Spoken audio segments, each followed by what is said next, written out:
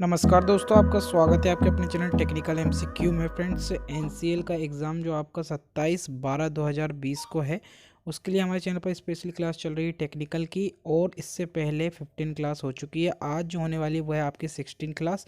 तो यहाँ पर हम आपका जो सिलेबस आया है उसी के अनुसार आपकी तैयारी करवा रहे हैं। आज जो आपके लिए एमसीक्यू लिए गए हैं वो है हैंड टूल से। तो चलिए बिना टाइम वेस्ट करते हुए हम वीडियो को स्टार्ट करते हैं। अगर पहली बार चैनल विजिट कर रहे हैं तो सब्सक्राइब का बेल नोटिफिकेशन को ऑन जरूर कर लें, ताकि आपको कभी भी जब मैं वीडियो डालूं तो सबसे पहले नोटिफिकेशन प्राप्त हो सके। तो चलिए बिना टाइम वेस्ट करते हुए हम अपनी वीडियो को स्टार्ट कर लेते हैं। आपके सामने पहला क्वेश्चन ये रहा। आपको 3 से 4 सेकंड मिलेंगे हर क्वेश्चन के लिए, तो आपको गेस करना राइट आंसर क्या होगा। तो चलिए बताइए पहले क्वेश्चन का राइट आंसर क्या हो सकता है। हैमरिंग करते समय हैमर को उसके अंतिम सिरे से कितना छोड़कर पकड़ना चाहिए। Well hammering the hammer but must be keeped away from his last and. तो चलिए बताइए, आपका समय स्टार्ट होता है अब। बताइए राइट आंसर क्या होगा इसका। यहाँ पर जो राइट आंसर फ्रेंड्स वो है ऑप्शन, जी हाँ, ऑप्शन बी बिल्कुल करेक्ट है। जो जितने लोग मुझे बता रहे हैं ऑप्शन बी बिल्कुल करेक्ट है, देख लेते हैं हम ये करेक्ट है कि नहीं सबमिट करके। तो यहाँ पर पहले क्वेश्चन का राइट आंसर था 15 से 30 सेंटीमीटर, ठीक है। तो कंटिन्यू पे क्लिक कर देते हैं, आगे बढ़ते हैं। दूसरे क्वेश्चन पर आ चुके हैं, ये रहा। 22 के स्पिंडल में खालिस्तान थ्रेड कटी होती है। In the spindle of 22 thread is cut. तो ये 4 ऑप्शन आपके सामने हैं। राइट आंसर गेस करना है फ्रेंड्स आपको। मोस्ट इंपॉर्टेंट क्वेश्चन ही मिलेंगे यहाँ पर फ्रेंड्स आपको, जो आगे कभी पूछे जाए गए हुए हैं वही क्वेश्चन हमने आपके लिए पिक किए हुए हैं। तो यहाँ पर जो है आपको बताना है कि दूसरे क्वेश्चन का राइट आंसर क्या होगा। चलिए बताइए राइट आंसर क्या हो सकता है। 22 के स्पिंडल में खालिस्तान थ्रेड कटी होती है। तो जी हाँ, ऑप्शन यहाँ पर आप बिल्कुल सही बता रहे हैं। ऑप्शन बी यहाँ पे बिल्कुल करेक्ट है, स्क्वायर थ्रेड कटी होती है। देख लेते हैं ये करेक्ट है कि नहीं सबमिट करके। तो यहाँ पर राइट आंसर है ऑप्शन बी। चलिए आगे बढ़ते हैं नेक्स्ट क्वेश्चन की ओर। थर्ड क्वेश्चन है, ये रहा। थोड़ा सा मैं जूम कर देता हूँ आपके लिए, ये रहा।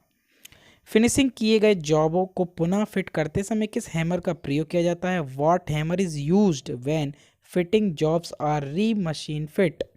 तो बताइए फ्रेंड्स, इसका राइट आंसर कितने लोगों को पता है। चलिए जल्दी से मुझे के आप लोगों को गेस करना केवल। तो जी हाँ, बिल्कुल करेक्ट, सॉफ्ट हैमर यहाँ पर राइट आंसर होगा। देख लेते हैं इसे सबमिट करके। तो जी हाँ, फिटिंग पार्टों पर अगर चोट लगाना हो तो हम सॉफ्ट हैमर का प्रयोग करते हैं। आगे बढ़ते हैं। नेक्स्ट क्वेश्चन क्या है हमारे हैंड टूल से, ये रहा। थोड़ा सा इसे जूम करते हैं। बेंच वाइस की ऊंचाई कारीगर की खालिस्तान ऊंचाई के बराबर रखी जाती है। The height of the bench vice is keeped equal to the height of the artisan.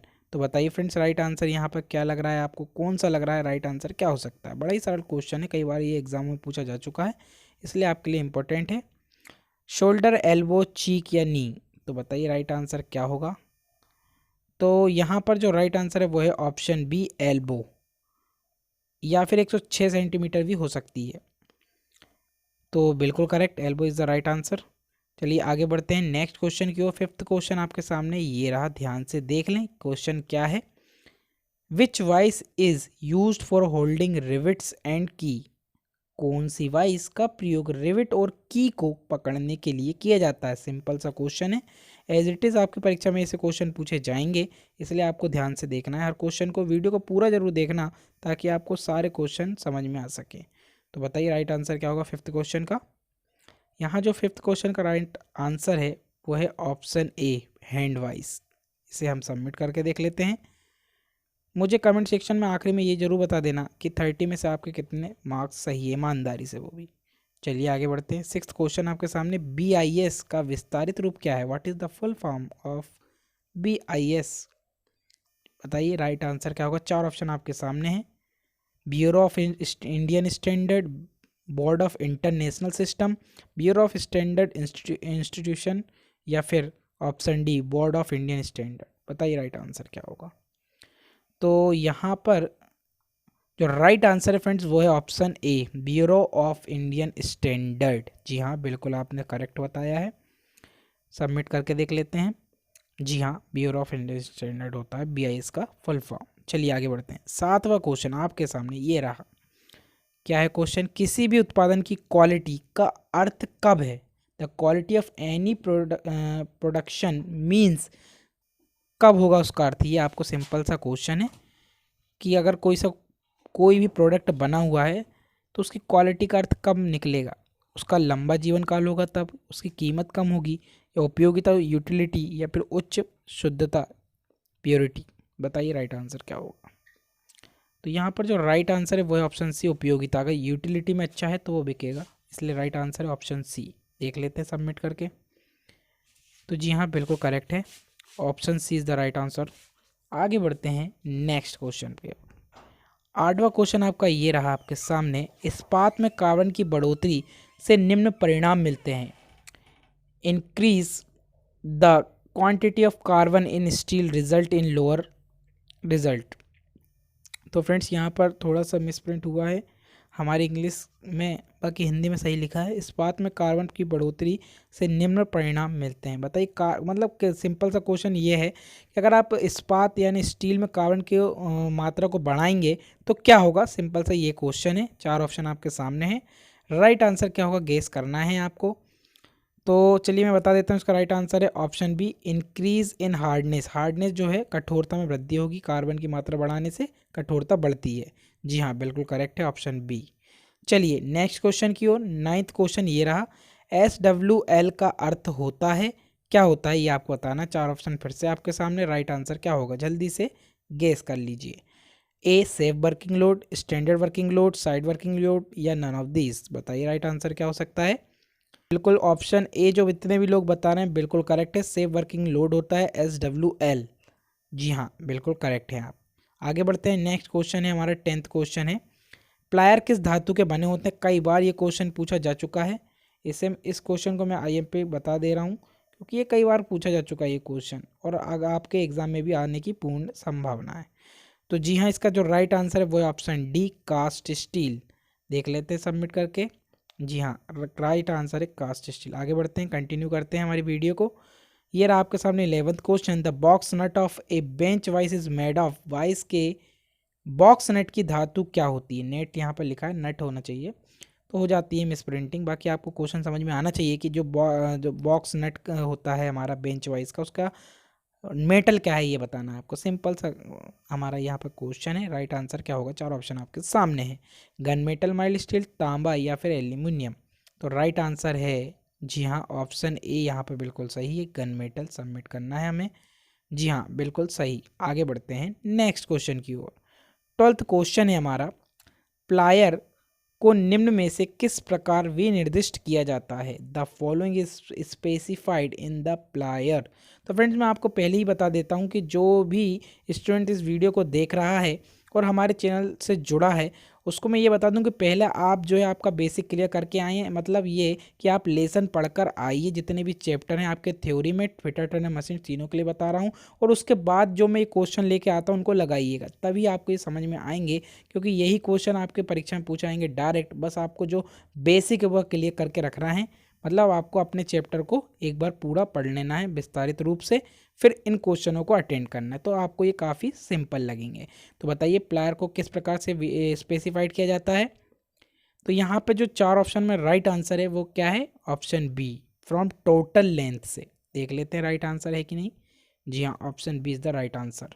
आगे बढ़ते हैं नेक्स्ट क्वेश्चन की ओर। 13th क्वेश्चन है हमारा, छेनी की कतरन कोर यानी कटिंग एज होना चाहिए। Cutting age should be the chisel hard and tempered, annealed, या फिर हार्ड एंड टेम्पर। तो बिल्कुल सरल सा सवाल है ये, option D hard and tempered होना चाहिए। देख लेते हैं राइट आंसर है कि नहीं सबमिट करके।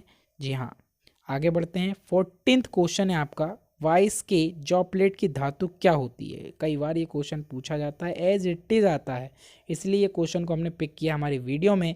वाइस जॉ प्लेट इज किस मेटल की बनी होती है यहाँ पर बताना है आपको। मेड बाय विच टू, विच, बताइए राइट आंसर का विच मेटल। तो यहाँ पर टूल स्टील बिल्कुल करेक्ट है। देख लेते हैं सबमिट करके। 22 के जॉब प्लेट की धातु tool steel, yes right answer है ये। चलिए नेक्स्ट क्वेश्चन की ओर। 15 क्वेश्चन आपके सामने, फिटिंग शॉप में प्रयोग होने वाली लकड़ी के बने हैमर को कौन सा हैमर कहते हैं। Hammer made of would used in the fitting shop is called. तो बड़ा ही सरल क्वेश्चन है, राइट आंसर है ऑप्शन ए, मैलेट हैमर। देख लेते हैं। जी हाँ, बिल्कुल सही, लकड़ी के बने हैमर को मैलेट हैमर कहते हैं। 16 क्वेश्चन फिर से आ चुका है, एक नया क्वेश्चन। फिक्सचर किस प्रकार का टूल है ये आपको बताना है। क्लैंपिंग डिवाइस है, टूल डिवाइस है, लोकेट डिवाइस है या गाइड डिवाइस है, बताइए इनमें से कोई नहीं, ये बताइए राइट आंसर क्या होगा। तो फिक्सचर की बात चलती है तो वो है क्लैंपिंग डिवाइस, होल्ड करके रखता है, गाइड नहीं करता। अगर गाइड आ जाता तो क्या हो जाता है, जिग हो जाता है वो। तो राइट आंसर है ऑप्शन ए। चलिए नेक्स्ट क्वेश्चन की ओर। ये रहा आपके सामने नेक्स्ट क्वेश्चन। रिंग स्पैनर में नॉचेस होते हैं। तो फ्रेंड्स ये पूछ रहा चाह रहा है आपसे, जो जो रिंग स्पैनर होता है ना आपका, उसमें ये जो नोचेस होते हैं ना अंदर कटे रहते हैं, ये आपसे नोचेस कितने होते हैं ये पूछना चाह रहा है। तो बताइए राइट आंसर क्या होगा। बड़ा ही सरल क्वेश्चन है, कई बार ये क्वेश्चन पूछा जा चुका है, ऑर्डिनेंस में कई बार पूछा जा चुका है ये क्वेश्चन। तो यहाँ पर राइट आंसर है ऑप्शन सी, 12 नोच होते हैं, याद रखिएगा। रिंग स्पैनर जितने लोगों ने देखा है उनको पता है ये क्वेश्चन का राइट आंसर। सबसे शुद्ध लोहा कौन सा होता है, ये आपसे क्वेश्चन पूछा गया है। सबसे शुद्ध लोहा कौन सा होता है, बताइए। The most pure iron. तो जी हाँ, सबसे शुद्ध लोहा होता है वो है हमारा रॉट आयरन, पुडलिंग फर्नेस में तैयार किया जाता है। Option B is the right answer of हमारे 18वें क्वेश्चन के लिए। चलिए नेक्स्ट क्वेश्चन की ओर। 19 क्वेश्चन है। जिस वाइस का गाइड नट आता होता है उसे कहते हैं the vice of which the nut half जैसे। तो बताइए ऐसी कौन सी वाइस जिसका जो गाइड नट होता है वह हाफ यानी आधा होता है। तो जी हाँ, बिल्कुल करेक्ट है आपका answer option A, quick release bench vice यहाँ पर राइट आंसर है। चलिए आगे बढ़ते हैं। हमारे 20वां क्वेश्चन ये रहा आपके सामने। स्टेनलेस स्टील के 18:4:1 में एक का क्या अभिप्राय है। What is the meaning of stainless steel 18:4:1 में 1। तो यहाँ पर आपको बताना है सिंपल, ये जो आपको एक अनुपात दिया हुआ है कंपोजिशन का, इसमें 1 क्या प्रदर्शित करता है। तो फ्रेंड्स मैं आपको बता दूं, यहाँ पर जो 18 है वो है टंगस्टन के लिए, 4% क्रोमियम होता है और 1% क्या होता है, वेनेडियम। बिल्कुल करेक्ट, ऑप्शन डी यहाँ पर राइट आंसर है। देख लेते हैं इसे फाइनल चेक करके। जी हाँ, बिल्कुल करेक्ट है आप। चलिए आगे बढ़ते हैं। 21 क्वेश्चन आपके सामने। वह जिग जिसमें बेस नहीं होता वो कौन सा जिग होता है। ऐसा कौन सा जिग है जिसमें बेस ही नहीं होता है।